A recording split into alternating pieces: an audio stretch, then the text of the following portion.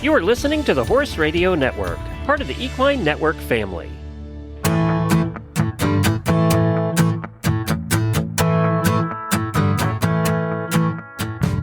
Hello and welcome to this episode of the Diseases Jour podcast. In today's episode, we spoke with Dr. Nicole Scherrer about equine recurrent uveitis. I'm your host, Carly Sisson, digital editor of Equine Management. The Diseases Jour podcast is brought to you in 2024 by Merck Animal Health. Dr. Nikki Scherrer currently serves as Assistant Professor of Ophthalmology at the University of Pennsylvania's New Bolton Center. She received a bachelor's degree in biochemistry and graduated summa cum laude at DePaul University. She then attended Purdue University, where she earned a doctorate degree from the Purdue University School of Veterinary Medicine. After graduation, she started an internship at Road and Riddle Equine Hospital and then started a second rotating internship at University of Pennsylvania's New Bolton Center. This experience opened the door into an ophthalmology residency at New Bolton Center. She became a diplomate of the American College of Veterinary Ophthalmologists in 2019. Thank you, Dr. Scherrer, for joining us today. Thanks so much for having me. So do you want to get us started with a brief overview of ERU? What is it exactly? What types of horses are most at risk?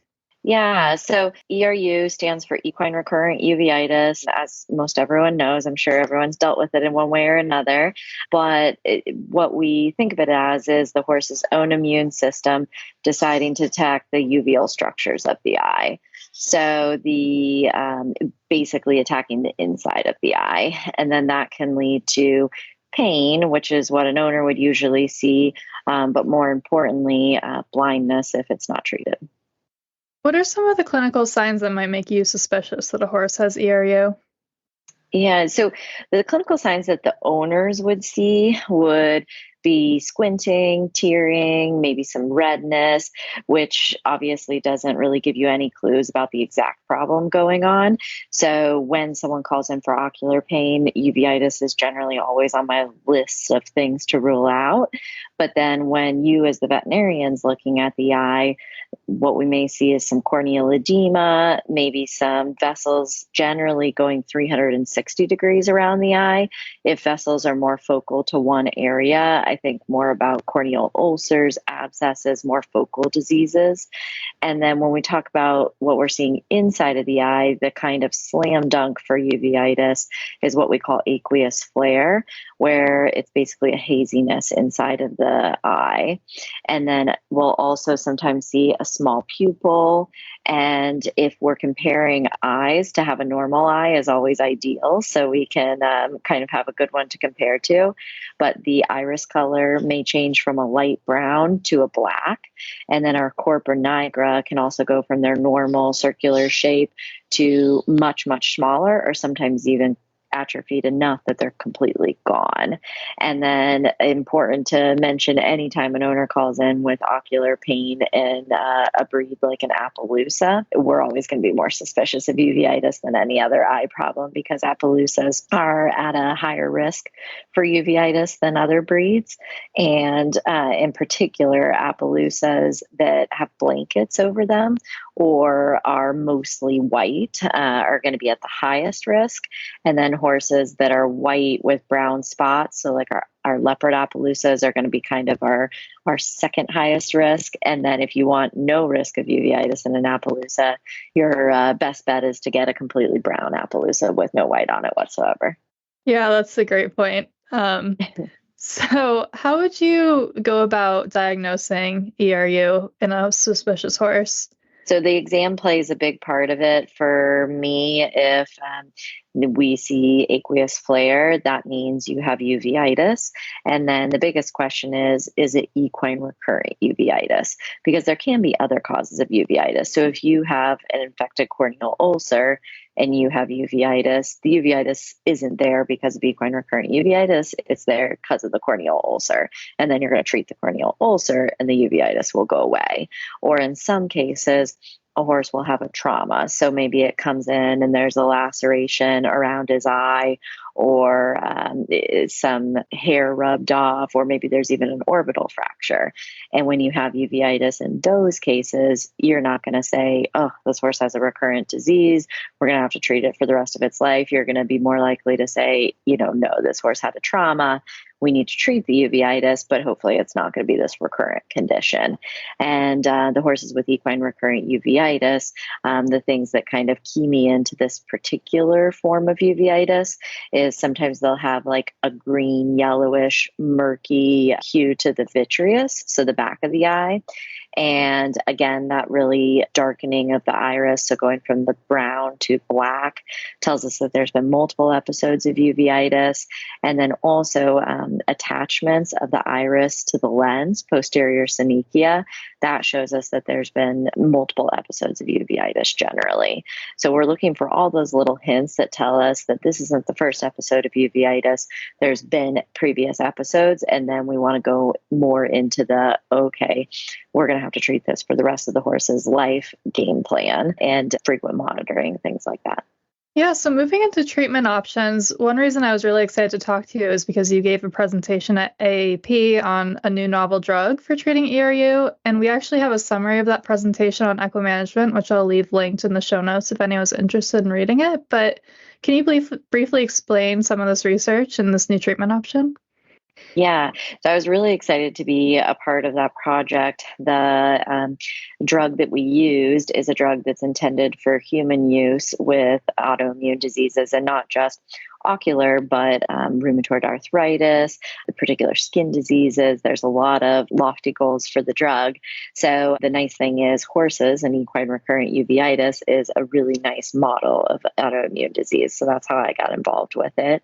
And the main reason we're looking into other drugs is because we have a lot of different treatments for equine recurrent uveitis, but most of them come with side effects and not all horses respond to them. So I'm always looking for other drugs that maybe are responded to by more animals, or maybe you have that one horse that doesn't respond to standard treatment, but it does respond to this drug. So I think the more treatment options we have, the better. And the nice thing about this drug is in the study, we were able to show that it has anti-inflammatory effects similar to a topical NSAID. In that project, we used diclofenac. And so that was really exciting and promising, not only for the human side, but also for the equine side, because so many of the treatment options that we use and that are widely available to us are ones that are used in human medicine, and so they are commercially available. So that's kind of our goal, is help get these medications into production so then we have them to use later on for our horses. And is that drug commercially available now for horses, or is that still in the approval process? It is not. Yeah, still in the kind of research process, and they're starting to do some human trials. So hopefully it's out there in the future, but right now not available. So our kind of standard treatments that we're looking for, I kind of group these horses into two groups. So a really acute episode where there's a lot of inflammation and we have to use more potent anti-inflammatories that we wouldn't consider using long-term, like systemic steroids, topical steroids. And then we have our kind of chronic management mode. We're going to more consider our topical NSAIDs, maybe even systemic NSAIDs. Generally, I like topical diclofenac like we used in the study, or Equiox, which is a bit of our kind of safer NSAID that we use systemically, because then we're reducing the side effects that we see in horses long term. And a lot of horses do really well on those, but not all of them do. So then we have surgical options too. And the surgical option that I really like the best, one, because it's a little more affordable. And then also we're having great success with it in the early stages, is an intravitreal gentamicin injection with a really small amount of gentamicin, so it doesn't damage the eye, but helps control the inflammation. And then the other surgical option we have is called a suprachoroidal cyclosporin implant. And for that one, it is more expensive because the horses are under general anesthesia to place it. And then we also have to pay for the implant itself. So just cost-wise, the injection is nice. And for me personally, I'm seeing better outcomes with it in the long run so far. So those are kind of our treatment options that I'm keeping in mind when I see a horse with equine recurrent uveitis. My first option is always going to be medical treatment because that has the lowest risk for the horse. But if owners can't do daily medications or they're just not working for the horse, then that's kind of when I start thinking about the surgical options. Today's Disease Du Jour podcast is brought to you by Prestige Vaccines from Merck Animal Health. Raise your standard in equine vaccines with Prestige. From a worldwide leader in vaccine manufacturing and innovation, the Prestige line has an enduring reputation of performance. Known for their safety and efficacy, only Prestige vaccines are backed by the Merck Animal Health Respiratory Biosurveillance Program, which helps practitioners create new standards of care and improved infectious respiratory disease management. Learn more at merckanimalhealthusa.com. So what is the prognosis for ERU, both in terms of keeping their sight and returning to work? And you can talk about medical and surgical prognoses if you want. Yeah, and I think so much of it depends. Numbers that have been thrown out there are all over the place. So much of it depends on, though, how the horses are treated and how frequently they're monitored. I think not only what I do has a big implication, but also what the general practice vet at home does, because these horses are not ones that I can just do something to, and then we never have to check again. They're really horses that need to be checked a few times a year at a minimum. And if they're having a problem, then the vet in the field is going to check on them immediately so we can find out what it is and adjust medications. So the dedicated owners, generally, those are going to be the ones that are going to do better. It's not always true because we have those cases that no matter what you do, you're not going to win. But for the most part, I think that the ones that are really diligent about follow-up are the ones that we see the best success in. And numbers as far as preserving vision-wise, for the ones that have had gentamicin injections, we're looking at somewhere around the 80 to 90% range as far as keeping vision, but that's short-term data. So we really need more long-term data. And then for the cyclosporin implants, we do have the long-term data published, and that we're looking at somewhere around 80% preservation of vision. But it kind of, it depends on which population you're looking at. And when we're talking about Appaloosas, myself, and I think a lot of my colleagues, the prognosis is just so much worse in them. And we haven't really determined what is the best way to manage these horses. So we're kind of trying to do everything with them usually. And no matter what medical or surgical option that we do, I always have poor results in Appaloosas. So as a breed, I would say the prognosis is worse for them. And the data and the research has shown that as well. Are there any possible strategies for preventing the disease in breeds that are at risk like Appaloosas, or just keeping them more comfortable once they've been diagnosed? Yeah, there is genetic testing. UC Davis, you can send in samples that look at the specific gene associated with uveitis and Appaloosas. So as a really lofty goal, we would breed it out of them. Unfortunately, it's connected to their color. And so a lot of people, they want the spots, they want the white. And so the chance that we ever are able to breed it out of them is probably really low just because of that. So I think with that being an impossibility, UV light protection, I think, is always something that can help. And most of the time it's really easy. I recommend greater than 90% UV light protection masks. And you can get them online. Generally, most tack stores don't have them available, but you can do a quick Google search and find some.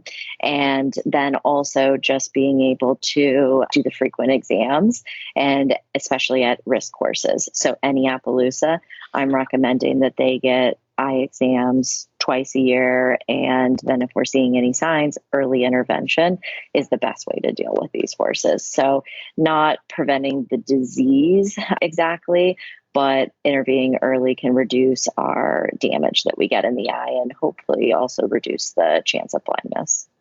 Great. Well, is there anything else you'd like to add on the topic of ERU before we wrap up? Any other research that you're working on or anything interesting that veterinarians should be aware of? Yeah, I mean, I think that the intravitreal gentamicin injections are something that are really exciting.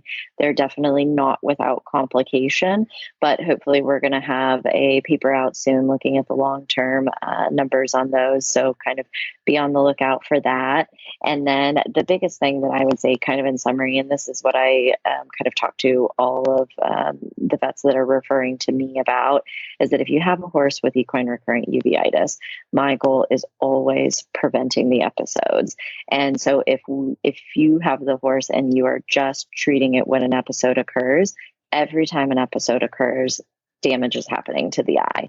And then the more damage we have, the reduction in vision, and then also higher chance of cataracts, glaucoma, retinal detachment, all things that are going to lead to problems in the horse and maybe even necessitate eye removal down the road. So if we can get more in the mindset of, instead of doing that defensive treatment, being proactive about it and coming up with a plan saying, okay, what medication can we put this horse on so that it doesn't have an episode? And say you just start out with topical diclofenac once a day, and then it has an episode 3 months down the road, you get that under control. And you say, okay, the once a day didn't prevent the episode, so let's increase it to twice a day if the owner can do that. And if that prevents the episodes, then great. You just do your 2-3 times a year annual checks and then kind of go from there. But if you still are having problems, then we have to adjust it again. And honestly, early involvement of a ophthalmologist is ideally the way to go. But I know depending on the area that you're in, that may not always be possible. But even reaching out via phone to kind of get opinions is always something that's recommended. Thank you so much, Dr. Scherrer, for joining us on this episode. And thank you to our audience for listening. And a very special thank you to our 2024 sponsor, Merck Animal Health, for allowing us to have these conversations. If you're enjoying the podcast, please rate and review us wherever you're listening. And if you have any questions or recommendations for the podcast, please send me an email at csisson@equinenetwork.com. That's CSISSON@equinenetwork.com.